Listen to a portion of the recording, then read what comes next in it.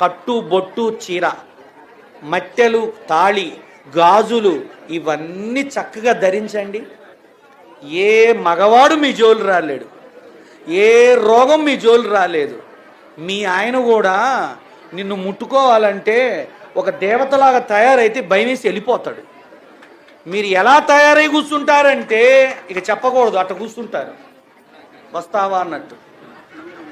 ఆ నైటీలు, ఆ డ్రస్సులు, ఆ ఇప్పుకొని తిరగటం, అదే జుట్టు బొట్లు లేకుండా తిరగటం, మెట్టెలుంటే మెట్టెలు తీసేసి తిరగడం, గాజులు తీసేసి తిరగడం, ఇది భారతీయ సనాతన సాంప్రదాయ సంస్కారాలు కావు, గుర్తుపెట్టుకోండి. స్త్రీ అదిగో అమ్మవారిని చూడండి ఎట్ట అలంకరించారు.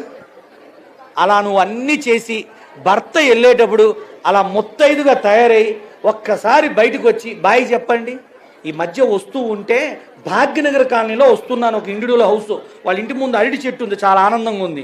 ఒక ఆవిడ ఇంట్లో పోతుంది, పనమ్మాయి అనుకున్నా, అయినా ఆగి అసలు ఏం జరుగుతుందని. ఆ ఇంటి యజమాని బండి మీద వస్తున్నాడు ఎదురుగా, అంటే భార్య ఎదురు వస్తుంది, నైటీ మీద బొట్టు లేకుండా జుట్టెట్టు వదిలి.